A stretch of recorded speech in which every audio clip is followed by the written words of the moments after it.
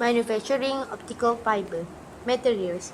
Glass optical fiber is made from silica, but some other materials such as fluorozirconate, fluoroaluminate, and chalcogenic glasses, as well as crystalline materials like sapphire, which is used for longer wavelength. Plastic optical fibers (POF). POF are step index multimode fiber with core diameter of 0.5 mm or larger. It have higher attenuation coefficient than glass fiber, which is 1 dB per meter. Silica. In near infrared, around 1.5 micrometer, it can extremely low absorption and scattering losses of order of 0.2 dB per kilometer. Higher transparency in 1.4 micrometer, it can maintain lower concentration of OH. OH in higher concentration is more better for transmission in UV. The advantages of silica: it can be drawn into fiber at higher temperature, fairly broad glass transformation range, higher mechanical strength, chemically inert, not hygroscopic, which does not absorb water, and can be doped by various materials. Fluoride glass. Fluoride glass is a class of non-oxide optical quality glasses composed of fluorides of various metals. Because of their low viscosity, it is very difficult to completely avoid crystallization while processing it through the glass transition. However, with heavy metal fluoride glasses, it can exhibit very low optical attenuation, where they are not only difficult to manufacture but are quite fragile and have poor resistance to moisture and other environmental attacks. Now we move into the manufacturing of preform. The first step in manufacturing glass optical fibers is to make a solid glass rod, which is known as preform. Pure chemicals, which is primary silicon tetrachloride and germanium tetrachloride, are converted into glass during preform manufacturing by reacting with oxygen. These chemicals are used in varying proportion to fabricate the core region for different types of preform. The glass for the preform is made with modified chemical vapor deposition process, which is known as MCVD. In MCVD, oxygen is bubbled through the solution of silicon chloride, germanium chloride, and other chemicals. The gas vapors are then conducted to the inside of synthetic silica or quartz tube in a special lattice. As the lattice turns, a torch is moved up and down the outside of the tube. The extreme heat from the torch causes two things to happen. The first thing happen is silicon and germanium react with oxygen, forming silicon dioxide and germanium dioxide.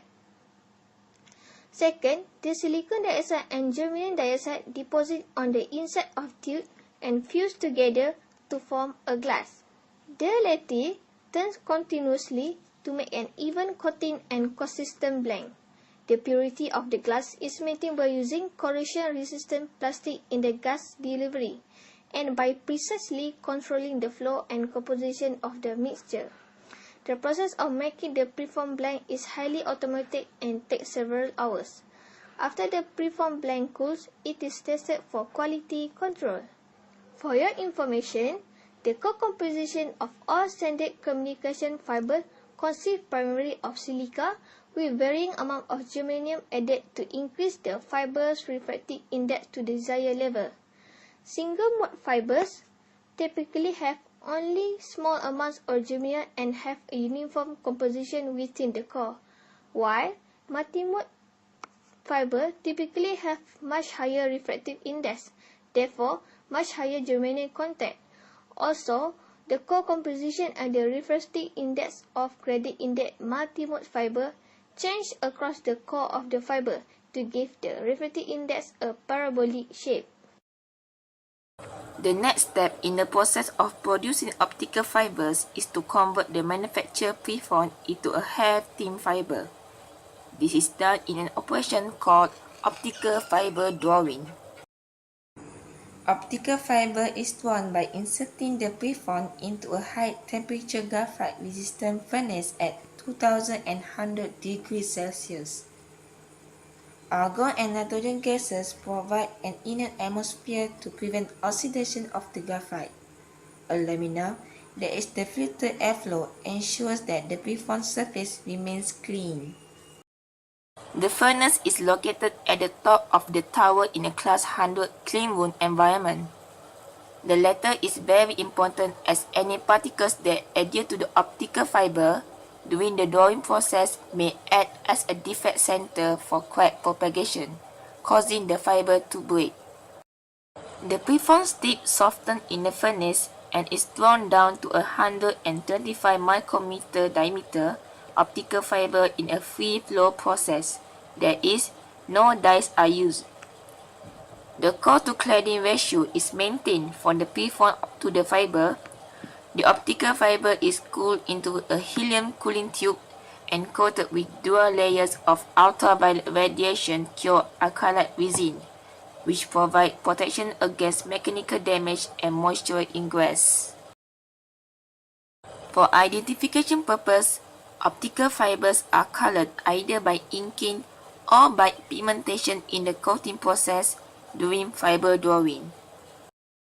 Now, I would like to talk about the tests and measurements of optical fiber manufacturing. The drawn fibers next will be tested, where all optical and geometrical parameters are checked to ensure that they meet stringent requirements. First of all, the tensile strength of the fiber is tested. Each spool of drawn fiber is wound through a series of capstans and subjected to loads to ensure that the fiber has the minimal tensile strength specified. The fiber is then spooled onto the shipping reels and cut to specified lengths. The fiber is tested for points defects with an optical time domain reflectometer, which is OTDR, which uses scattered light to indicate the locations of any anomalies along the length of the fiber.